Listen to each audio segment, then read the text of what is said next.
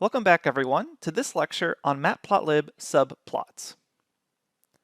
Now, since we already know how to create a figure object as well as add a set of axes to it, in theory, we could create a figure object and then manually add and arrange sets of axes to line up multiple plots side by side. So we could have one plot on the left and one plot on the right, or maybe a 2x2 matrix of plots. However, to save us time, Matplotlib actually comes with a pre-configured function call called plt.subplots that automatically does this for us. The plt.subplots call allows us to easily create a figure and an axis object in side-by-side formations. And what's nice about this is that the plt.subplots command actually returns a tuple. So that tuple is going to create the figure canvas, and then the other axes object is essentially a NumPy array holding the axes objects. So what this actually looks like is when you call plt.subplots, you provide the number of rows and number of columns you want for your actual set of axes. And then it's going to return both objects separately as a tuple. So you can then just assign it fig and then axes, where axes is going to be a NumPy array holding the individual axes objects. So for instance, if you wanted to expand this to maybe be 2 rows by 2 columns, it would return something like this. And later on we'll see how we can space these out to make them look a little nicer.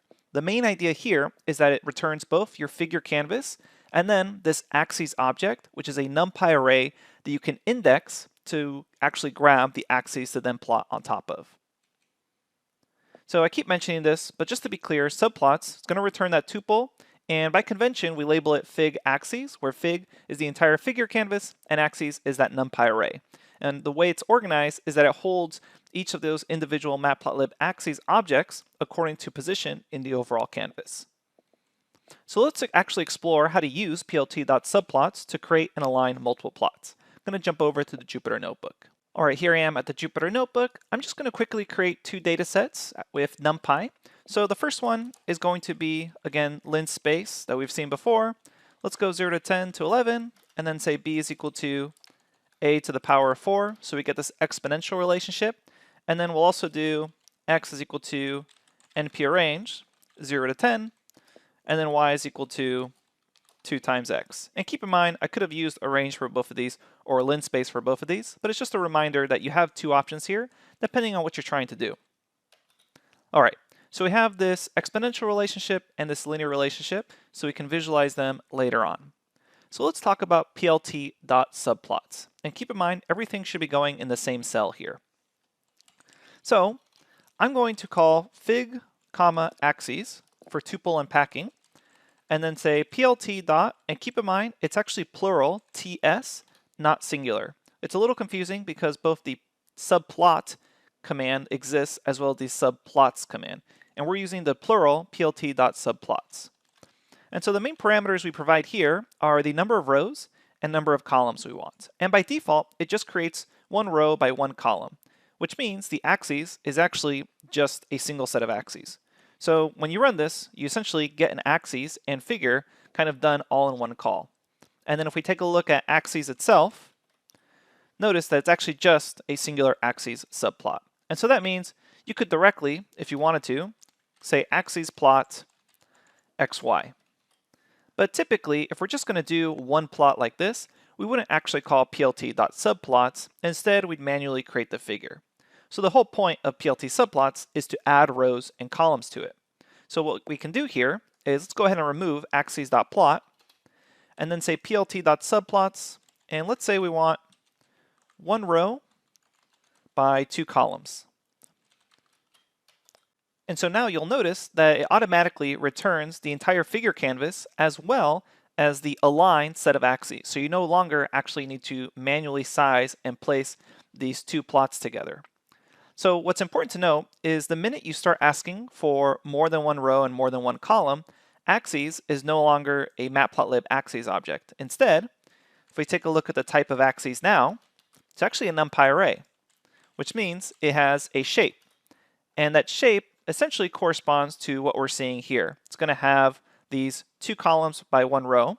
However, the way it's showing it here is just one-dimensional because there's essentially just 2 axes. So there's the first one on the left and the second one on the right.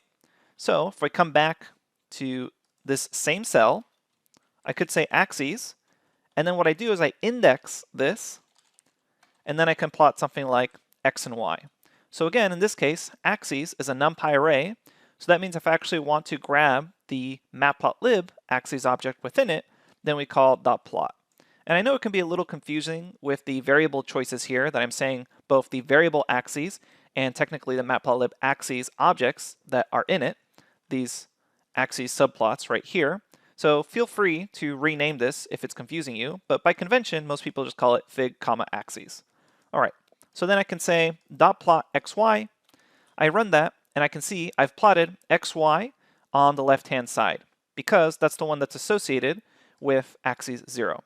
Which means if I said axis 1 dot plot, I could say something like a comma b, and then it's going to plot ab here right next to it. And right now the spacing isn't so great, but we're going to learn how to edit that in just a second. But let's go ahead and expand this so now it's 2 rows by 2 columns. You'll notice immediately that I will get an error if I don't change this, and we'll explain why after we run this. So I run this, you notice it now creates that 2 by 2 set of axes on that plot, but it says, hey, I'm getting an error. This is a really common error for beginners to get when they're first dealing with plt.subplots, and it says this array object has no attribute plot. And the reason for that is now, since I have 2 rows by 2 columns, this NumPy array of axes is actually 2-dimensional. So let's check this out again. I can say type of axes, it's still a NumPy array. However, the shape now defines 2 dimensions, which means axes actually looks like this. It's axes subplot, and then a subplot and subplot again, which corresponds exactly with these 4. So for example, if I wanted to plot on the top left, I'd first have to say 0 in order to grab this first row, and then 0 again to grab the first column. And then I can plot on that. So I can come back up here and say, for example, 0, 0, plot xy, and then let's go ahead and comment out this second one. You can see here, I've now plotted on the top left. So if we wanted to plot on the bottom right, I'd have to think, okay, that's going to be index row 1, and then column index 1. So that's indexed at 1, 1. So then we can see here that I just need to say 1, 1 in order to plot AB here on the bottom right. So everything you learned about NumPy indexing with rows and columns is essentially going to be the same thing here, and it's all related to these subplot commands. Now, something to keep in mind that's really common to see is if you're dealing with something that's one-dimensional along rows or along columns, for example, let me go ahead and delete these, and I'm just going to say we're going to have 3 rows by 1 column. Very popular plot type to just see kind of 3 things stacked like this. Again, we'll show you in a second how to deal with this spacing issue. But if you get something like this, then again, axes shape is now just essentially one-dimensional. So you don't need to do this second dimension again. It's all just existing right here as essentially a list. The top one, the middle one, the third one. So because this is now essentially a single-dimensional array, you'll often see people do something like this. They can actually loop through it. So we'll say for x in axes dot plot something like xy.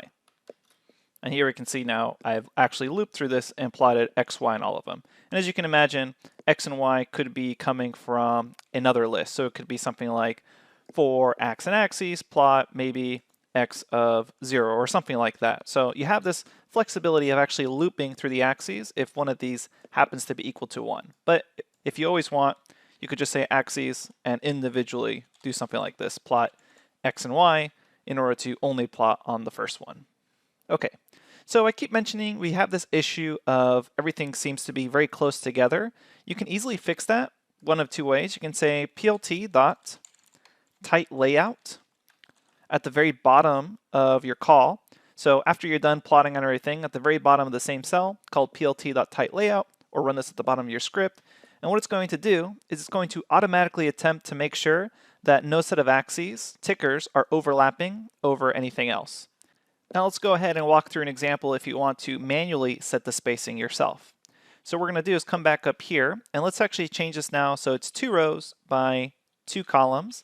And then what I'm going to do is remove tight layout here, And let's just go ahead and plot on some of these. So we'll say axis 0, 0, plot xy. I'm just going to copy this a couple times. And then change the parameters here. So then we'll say 1, and then 1, and then 1, 1. So I can see on all of these that I'm plotting xy on all of them on a 2 by 2 plot, so I get this spacing right here. And obviously, if you really wanted to, you could change one of these to like A and B, so you can see the difference here. But the main thing I want to point out is right now that with the default, it looks like it's a little too close together on some of these. In fact, you can see here that the ticker is overlapping on the other set of axes. So again, we could say PLT tight layout and try to fix this. And to some degree, it does fix this, but maybe this is still too close to you.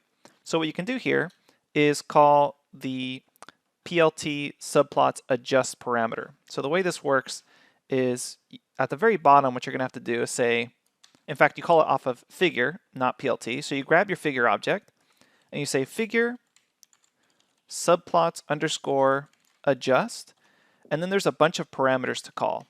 So you notice right here, you have a left, bottom, right, top parameter, which you can adjust. But the main ones for spacing are really just the width space and the height space. And you can check out our lecture notebook for examples of what all of these parameters mean. But essentially, this refers to the left side of the subplots figure. This is the right side of the subplots figure. This is the bottom and the top. And then if you want to deal with spacing, these are the ones you want to edit, which is W space and H space, which is first W space, the amount of width reserved for space between subplots. And the way it's expressed is as a fraction of the average axis width. And then H space is the amount of height reserved for space between subplots. Again, expressed as a fraction of the average axis height. Now this can get a little complicated with so many parameters to adjust, so I do want to point out that in the actual lecture notebook where we talk about manual spacing on subplots, we have a link here to the documentation that you can open, and it goes into a lot more detail about each of these commands as well as many examples of adjusting the spacing of all these. So I encourage you, if you find yourself having to do this, go ahead and just check out that documentation link. But for right now, let's just answer the question of how can I manually edit that width and height space based off of a fraction call. And again, this is probably something you want to experiment with, but what I like to do is we'll just keep left, bottom, right, top as none. And let's just say W space is equal to 0.9 and see what that changes. So you notice all of a sudden there's a lot more space here horizontally along the width. And again, it's expressed as a fraction of the average axis height, or excuse me, in this part for width. So 0.9, so 90% of the average width of these axes. So you can see it looks like it's spaced out more or less by an entire axis width, which makes sense because if I say 1 here, there's essentially a set of axes that could fit in between the width. And if I said H space is 1 as well, then we essentially have a set of axes in between both width and height here. If I wanted to make one of these closer together, I simply start adjusting these ratios. And again, it's based off the average axis width and average axis height. So again, just subplots adjust and start editing W space and H space. Those are probably the ones you're going to find yourself editing the most. And finally, to finish off this lecture discussion, what I want to talk about and show you here is exporting the subplots as well as editing the parameters of the subplots. So we're going to come back and basically discuss what would you change. Let me add tight layout here real quick. What would you change if you wanted to maybe add a title or an X label to one of these plots?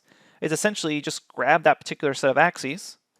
For example, we'll grab 1, 0, and then you say set, and it's all the same commands as before. You can set the X label, you can set the Y label, so we can say Y label 1, 0, run that, and suddenly there's a Y label here. And if you wanted maybe one of these to have a title, you could say here axes 1, 1, go ahead and say set underscore title. Same commands as before. You can say title 1, 1. So you run that and you see the difference there. And obviously as you add more stuff, you can always end up creating spacing between them, and you can always set the limits as well. So for example, let's say we wanted to just set the limit on this bottom one from 2 to 6. I could always just say, okay, come over here grab that set of axes, and then say dot set either xlim or ylim, and then I could set it to whatever values I wanted. So you have full control over each of these set of axes in the same way we learned about when we're talking about figure object. The main difference here is you're going to have to either loop through these, or more likely for something that's 2 by 2, is you're going to have to manually grab each one and then set X limits and set Y labels and titles, etc.